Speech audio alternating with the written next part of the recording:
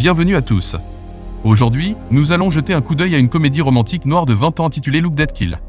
La scène s'ouvre dans un centre de thérapie où un homme qui tue des médecins est assis en face d'un garçon nommé Max, dont le visage a été enveloppé de bandages. Klugman demande à Max quel est le problème.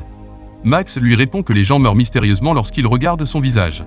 Il raconte ensuite les détails et fait un flashback sur l'époque de sa naissance, où un médecin, ainsi que d'autres membres du personnel présents au moment de l'accouchement, se sont évanouis et sont morts juste après avoir regardé son visage. Après cela, poursuit Max, sa famille décide de déménager hors de la ville, croyant à la proposition moins de gens, moins de mésaventures, mais rien ne pouvait l'aider. Il dit à Klingmap qu'il veut juste être un garçon normal et vivre une vie normale. Klugman dit que le problème ne semble être que dans la tête de Max et l'incite à enlever ses bandages. Nous sommes ensuite conduits dans la salle d'attente à l'extérieur où les parents de Max, Monsieur et Madame Richardson, sont assis. Un bruit sur les fait sursauter et ils se précipitent à l'intérieur pour voir le médecin gisant mort sur le sol devant Max, qui s'empresse de se recouvrir le visage. À la suite de cet incident, la police arrive et prévient les parents de Max que d'autres personnes meurent ainsi. Ils devront mettre Max en prison. Le couple est partagé. Les flics à de telles mésaventures ne se reproduiront plus. Pendant ce temps, une brique sur le sol attire l'attention de Max et il la garde pour lui. Ce soir-là, Dan, l'ami de Max, rejoint la famille pour le dîner après avoir appris que Dan s'est inscrit sur un site de rencontre. Les parents de Max lui suggèrent de faire de même afin qu'il puisse se lier d'amitié avec davantage de personnes de son âge, tandis que Dan reste seul avec Max plus tard. Max donne la brique à Dan et lui demande de le frapper au visage avec pour que son problème prenne fin. Dan refuse de le faire et lui dit qu'en raison de la Saint-Valentin, Max a de grandes chances de trouver un rendez-vous. Il devrait donc essayer. Après avoir dit cela, Dan se plonge dans son téléphone. Max essaie d'attirer son attention en tapant sur son téléphone et finit par le jeter par terre par accident. En réponse, Dan le frappe en plein visage avec la brique. Le lendemain, Madame Richardson emmène Max chez un autre thérapeute. Les personnes présentes dans la salle d'attente dévisagent Max à cause de son visage crispé. C'est Eric et sa mère, et elle dit immédiatement à Max de cacher son visage avec le magazine. Max se rend au porte-magazine mais le trouve vide. Une fille appelée Alex y est vue en train de jouer à des jeux vidéo. Alex donne à Max son magazine, et les deux ont une brève conversation avant que Max ne soit appelé chez le médecin. Plus tard, à la maison, Madame Richardson passe un appel pour se plaindre du mauvais fonctionnement du système de chauffage de son salon. Mais dès que la personne à l'autre bout apprend qu'elle est la mère de Max, elle raccroche. Dan rend ensuite visite à Max et lui dit qu'il a un rendez-vous pour lui. Max semble réticent à y aller puis tombe par terre en stressant. Dan lui assure que tout ira bien et l'emmène dans un restaurant où il lui présente une fille appelée Erika. Il s'avère qu'Erika est repoussée par les bandages de Max et n'est absolument pas intéressée par leur rendez-vous. Pour ajouter l'insulte à l'injure, le timide Max est très maladroit en raison de la nouveauté de leur expérience. Un peu plus tard, un adolescent hooligan appelé Craig commence une scène à une autre table et se lève pour partir en passant devant la table de Max et Erika. Il reconnaît Erika et s'assied à côté d'elle. Il jette ensuite un coup d'œil à Max et se rend compte qu'il est le type qui tue par son apparence. Cette discussion concernant son visage met Max mal à l'aise et il renverse accidentellement son verre. Craig devient furieux et commence à essuyer la table avec le visage de Max. Le manager arrive et demande aux agents de sécurité de faire sortir Craig. Max demande à Erika si elle acceptera de sortir avec lui une autre fois, mais elle refuse et part déstabilisée et dépitée par cet événement. Max décide de se suicider. Il se rend sur un pont élevé et se tient au bord, se retenant par la balustrade. Au moment où il s'apprête à sauter, Alex, la fille de l'hôpital, surgit de nulle part et lui demande ce qu'il fait. Max déclare son intention et exprime ses émotions. Alex offre à Max des bonbons à la gelée, mais comme il les refuse, elle les jette dans l'eau. En remarque à « il va au moins sauter dans une rivière pleine de dragées ». Max lui dit qu'il en rêvait avant. Les deux hommes discutent un moment et Max décide de ne pas sauter. Après cela, Alex emmène Max avec elle dans une maison de retraite. Elle lui présente un couple de femmes âgées, Esther et Rosemary. Ils s'assoient tous à une table où les femmes partagent leurs expériences de vie et disent aux adolescents que leur vie est beaucoup plus facile que celle des autres. Alex raccompagne ensuite Max chez lui. Max demande s'ils peuvent se rencontrer le lendemain, mais Alex s'excuse de lui avoir donné une mauvaise impression et refuse de le rencontrer le lendemain. Max parle d'Alex à Dan alors qu'il joue à des jeux vidéo avec eux plus tard. Dan leur dit qu'il devrait revenir sur ses pas et essayer de la croiser à nouveau. Plus tard, Max poursuit les mots You jump, I jump, prononcés par Alex sur un morceau de tissu chez lui, sous le dessin d'un pont. Le lendemain matin, Max attend Alex à son arrêt de bus. Alex, malheureusement, arrive alors que son but a déjà quitté l'alarme. Max lui dit qu'elle vient de rater son but, mais en guise de réponse, elle ne fait que le fixer et lui demander s'il la harcèle. N'ayant pas de réponse à sa question, Max choisit de rester silencieux. Un peu plus tard, il demande à Alex de passer quelques heures de plus avec lui puisqu'elle a déjà raté son but. Alex réfléchit un moment, puis dit oui et commence à marcher, tout excité. Max sur l'île la suit pour visiter un marché voisin et part de nombreux dragées. Ils remplissent une baignoire de dragées et s'assoient dedans tout en parlant. Max révèle la vérité sur son visage à Alex, mais à la surprise de Max, elle le savait déjà. Alex révèle également qu'elle souffre d'une maladie cardiaque rare qui fait que toute émotion, bonne ou mauvaise, l'affecte négativement.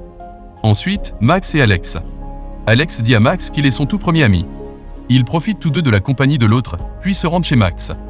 Ils s'amusent dans la chambre de Max et Alex enlève ses lunettes pour regarder ses yeux tandis qu'elle fixe ses yeux aquatiques. Les parents de Max rentrent à la maison et sont choqués et excités de trouver Alex là. Ils lui disent: à partir de maintenant, Yusin, un étudiant d'échange, va vivre avec eux. Yusin s'avère être plutôt impoli. Elle va immédiatement dans sa chambre et claque la porte. Le lendemain matin, Alex et Max rendent visite à Rosemary et Esther. Rosemary est assise à une autre table, attendant impatiemment quelqu'un. Esther leur dit qu'elle attend son fils, qui avait l'habitude de lui apporter des tartes pour son anniversaire mais qui ne lui rend plus visite. Il est révélé que Rosemary a 80 ans et qu'elle attend son fils comme chaque année. Rosemary se joint ensuite à eux et ils jouent à des jeux pendant le dîner. Yusin est constamment au téléphone. Madame Richardson demande à Yusin si elle veut lui préparer quelque chose de spécial à manger, mais elle n'obtient que le silence comme réponse. Un moment plus tard, on sonne à la porte et Yusin se précipite vers la porte. Elle prend une pizza du livreur à l'extérieur et retourne à l'intérieur en courant sans un mot. Madame Richardson s'excuse auprès du livreur et le paie. Elle dit ensuite à Max qu'elle doit emmener faire un tour de la ville pour lui montrer des endroits le lendemain. Max proteste et dit qu'il est censé aller camper avec Dan et Alex, mais Madame Richardson lui dit d'emmener Yusin. Puis le jour suivant, Dan, Max, Alex et Yusin sortent ensemble. Yusin part de l'aventure toute seule. Alex casse une brindille et se blesse au passage. Max coupe un morceau des bandages qui lui entourent le visage et panse sa blessure. Alex le remercie et se détourne. Elle remarque que son moniteur cardiaque électronique a depuis rétrogradé, ce qui pour elle est une mauvaise nouvelle la nuit. Pendant le camping, Alex dit à Max qu'elle aimerait pouvoir voir son visage. Max tire les draps sur eux et dit à Alex de fermer les yeux. Comme elle le fait, il déballe son visage et enroule les bandages autour de ses yeux. Il la laisse ensuite toucher son visage avec ses mains et dans la chaleur du moment, Alex dépose un baiser sur les lèvres de Max et sort immédiatement et se couche pour dormir alors qu'on entend son cœur battre violemment contre sa poitrine. Plus tard, Dan et Max sortent un arbre de Noël de la maison de Max et le déposent dehors. Dan a des échardes dans les mains, il est donc emmené d'urgence à l'hôpital. Les deux hommes y trouvent également Alex avec sa mère.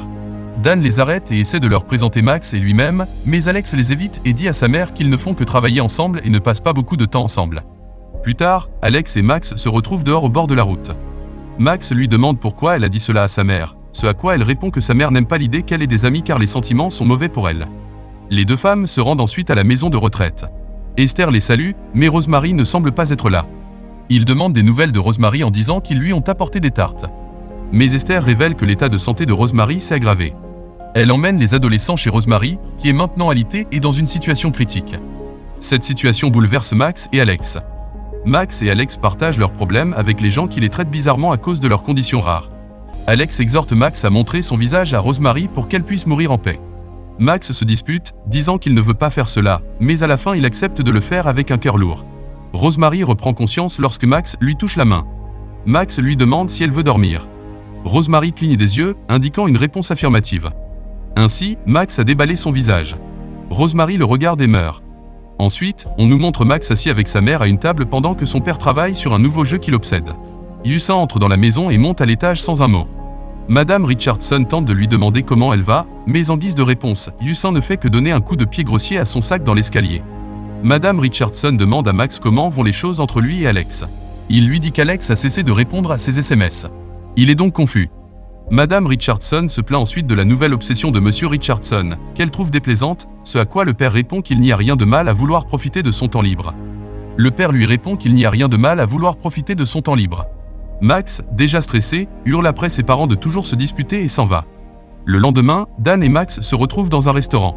Dan dit à Max d'inviter Alex à une soirée dansante dans une école, mais Max semble réticent. Dan envoie un SMS à Alex au nom de Max et l'invite à la soirée dansante. Alex commence à taper, mais ne donne ensuite aucune réponse. Plus tard, Max se rend chez Alex pour la voir. Il remarque que son moniteur cardiaque est rougeoyant, ce qui indique que son cœur a grossi à cause des sentiments. Les deux hommes finissent par se disputer. Max dit à Alex qu'elle a eu tort de ne pas lui dire ce qui lui arrive, mais Alex affirme qu'il n'y a pas de solution rapide à son problème et qu'elle ne peut pas vivre comme une prisonnière. Alex dit ensuite à Max qu'on lui a prescrit des médicaments puissants qui empêcheront son état de s'aggraver, et elle dit qu'elle veut aller au bal avec Max. Ensuite, on nous montre Max tout habillé pour le bal. Il descend les escaliers sans ses bandages, mais ses parents couvrent immédiatement les yeux d'Alex et le renvoient à l'intérieur.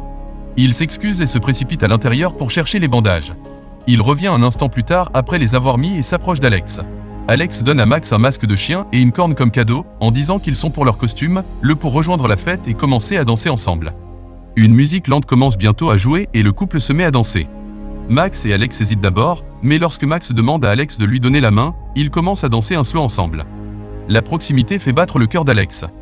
Elle s'excuse en disant qu'elle est malade. Et s'en va dès que son nez commence à saigner après le départ d'Alex. Dan rejoint Max avec sa cavalière appelée Valencia. Craig s'approche également d'eux et essaie de parler à Valencia, mais elle le repousse en disant qu'elle est avec Dan maintenant. Craig se rend compte que Max est sous le masque de chien et l'attrape par le cou, le tenant avec son visage vers Valencia. Craig retire le masque de Max, à sa grande horreur. Valencia meurt après avoir vu son visage. La police vient et arrête Max après une enquête. Il laisse Max sortir de prison juste après l'avoir libéré. Max rend visite à Alex à l'hôpital pour lui demander des nouvelles de sa santé et de sa situation actuelle.